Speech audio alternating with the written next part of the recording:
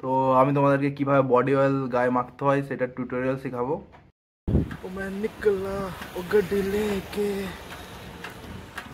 তারপর বাকিটা জানি না, আমি ভুলে গেছি।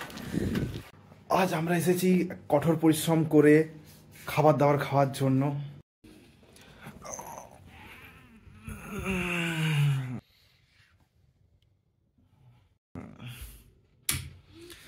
গুড মর্নিং গাইস, আজকে মেস লাইফের ডে 1। তো আজকে একটু লেট হলো ঘুম থেকে উঠতে, কারণ কাল সারা রাত জেগে হচ্ছে প্র্যাকটিক্যাল লিখেছিলাম, সেই কারণে আজকে একটু ঘুম থেকে উঠতে লেট হলো। ওয়েট, এখন বাজছে 12:40, ঠিক আছে। আর তো এটাই, আজকে দেরি হলো। যদি জিজ্ঞেস করো কটার দিকে ঘুমিয়েছি, তো হয়ে গেছিলো প্রায় 4:30টার দিক। মানে সারা রাত ধরে প্র্যাকটিক্যাল লিখছিলাম, আর 20 তারিখ থেকে যেহেতু এক্সাম, সেই কারণে প্র্যাকটিক্যালগুলো তো সব কমপ্লিটও করতে হতো। আমি ঘুম থেকে উঠলাম, আমি লাইটটা জ্বাললাম, এবারে ও ঘুম থেকে উঠবে। তোমাদের ইন্ট্রোডিউস করাই আমার আর একটা বন্ধুকে, মেসের। ওই দেখো, বললাম না আমার মেসের, আমার রুমমেট এখনো ঘুমিয়ে আছে, এখনো ওঠেনি। লাইট জ্বালালে ও উঠে যাওয়ার কথা, কারণ ও লাইট জ্বললেও ঘুমোতে পারে না। ওয়েট, ওর কাছে নিয়ে যাই, দিয়ে ঘুম থেকে তুলি। এই ওঠ রে, রে কটা বাজে জানিস? 1টা বাজতে যাচ্ছে। কটা? 1টা বাজতে যাচ্ছে। আর গুড মর্নিং বলবো না, গুড নুন বলবো। দেখ আগে তোর ভিতরে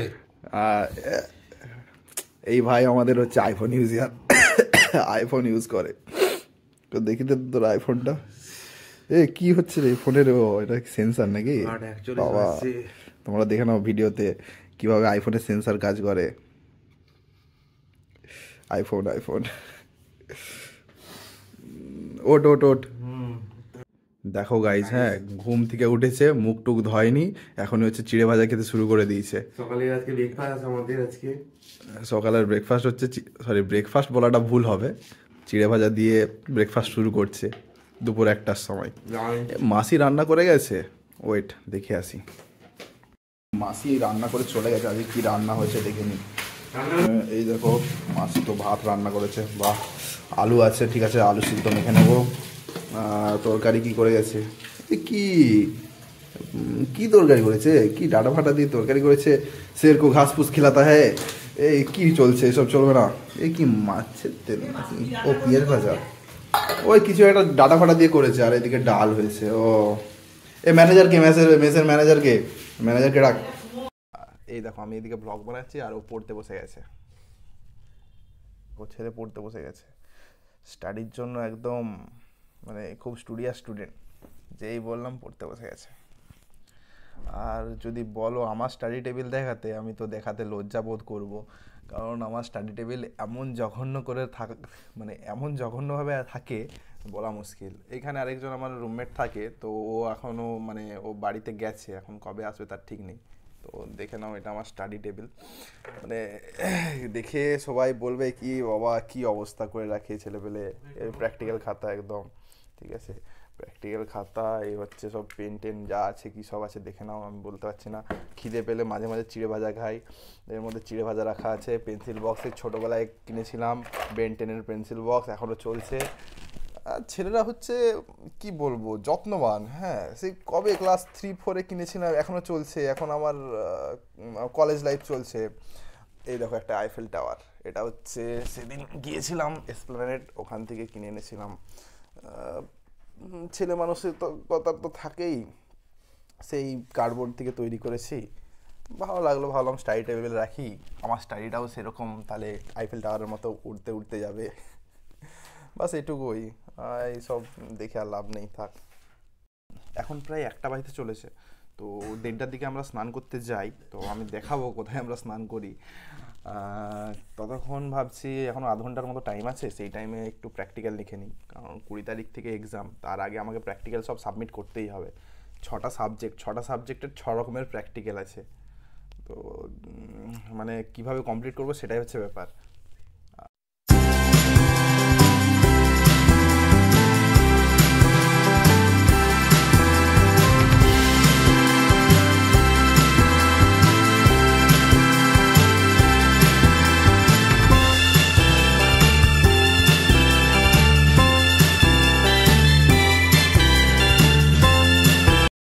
গাইস এই দেখো আমাদের স্নান করার জায়গা একদম এই শীতকালে এখানে রোদ পড়ছে, এইখানে কলে জল ছাড়বো বালতিতে করে আর আমরা স্নান করব, সেই মজা।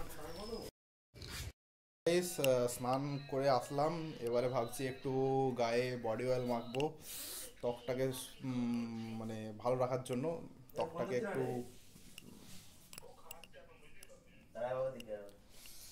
ঠিক আছে।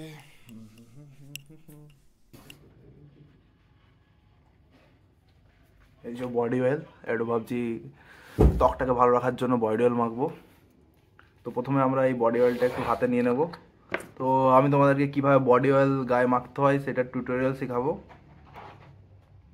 এই দেখে নাও বডি অয়েল যাচ্ছে পরে, এইভাবে আস্তে আস্তে করে নেবে। আহা কি সুন্দর সেন্ট।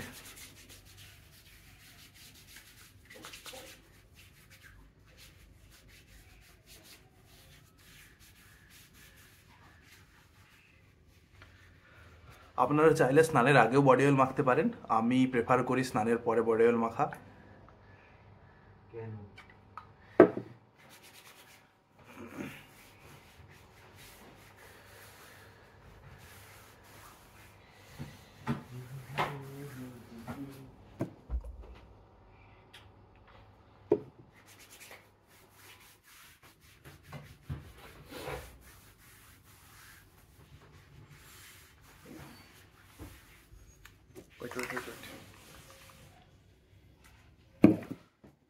বডি অয়েল মাখার পর এবারে আমরা চলে এসেছি আমাদের খাওয়ার দাওয়ারের পর্বে।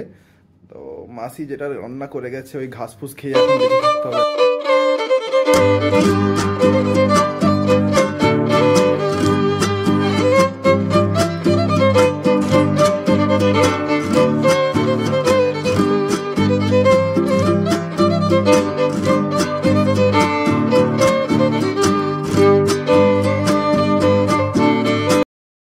তো গাইস খাওয়া দাওয়ার পর আমি একটু পড়াশোনা করলাম, তারপর একটু প্র্যাকটিক্যাল লিখলাম। এখন 4:30 বাজতে যাচ্ছে। তো আমি এখন যাব একটা পেশেন্টের বাড়িতে ফিজিওথেরাপি দিতে। তো রেডি যাওয়ার জন্য, আর বাপ্পা এদিকে ঘুমোচ্ছে, এখনো ওঠেনি, কি জানি কখন উঠে পড়াশোনা শুরু করবে। তো যাওয়া যাক। তো গাইস এই দেখো আমার রয়্যাল এনফিল্ড সাইকেল। তো এখন আমি এই সাইকেলে করেই যাব, এই গাড়িটা বাড়ির মালিকের।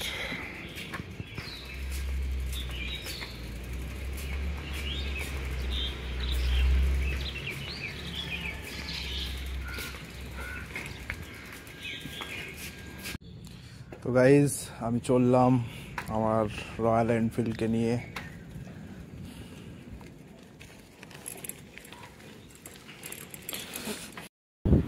নিকলা ও গাড়ি লেকে, তারপর বাকিটা জানি না, আমি ভুলে গেছি। ঠান্ডা রে বাপ। তো গাইজ এখানে বইমেলা চলছে, অনেকেই জেনে থাকবে।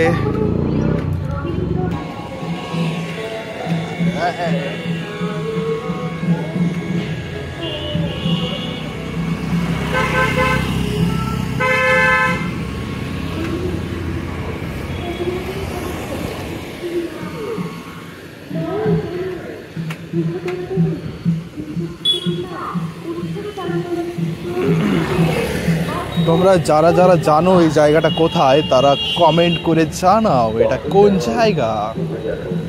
শুক্রবার 28তম কল্যাণী বঙ্গ তবে থাকছে এই সময়কালে অত্যন্ত জনপ্রিয় সঙ্গীত শিল্পী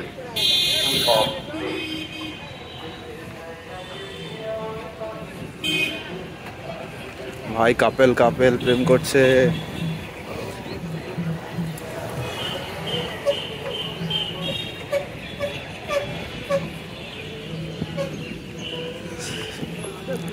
যারা সিঙ্গেল আছো তারা এদিকে ভুলেও আসবে না, কারণ প্রতিটা জায়গায় কাপেলেই ভর্তি। বেকার কষ্ট পাবে কেন, মনকে দুঃখ দিয়ে তো কোনো লাভ নেই।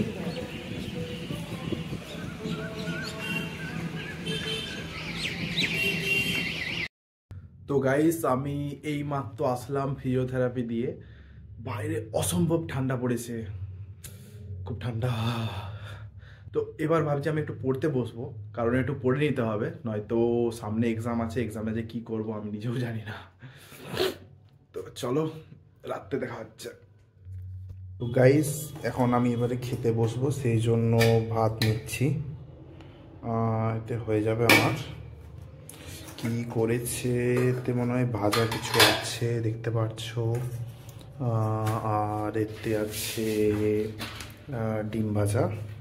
তো ঠিক আছে, আমি বেড়ে নিই। তো গাইস, এই দেখতে পাচ্ছ আমি এবার রাতের খাবার খেতে বসবো। তো আজকের মেনু হচ্ছে মাসি ভাত করেছে, আর আলু সিম ভাজা করেছে, আর ডিমের ঝোল করেছে। তো এটাই হচ্ছে রাতের খাবার। আর এইদিকে বাপ্পা এখনো আসেনি, ও কোথায় একটা গেছে বললো, কখন আসবে তার আমি জানি না। তো আসুক। আর ঠিক আছে। তো গাইজ, অনেকক্ষণ পড়াশোনা করার পর এখন রাত বাজছে 1টা। আজকে শরীর আর টানছে না, তো ভাবছি এবার ঘুমানো যাক। তো গুড নাইট, বাই বাই। এরপর কবে দেখা হবে সেটা জানি না। নতুন বছরের সবাইকে শুভেচ্ছা, অভিনন্দন। সবারই জীবন যেন সুখে কাটুক, ভালো কাটুক, শান্তিতে কাটুক। বাই।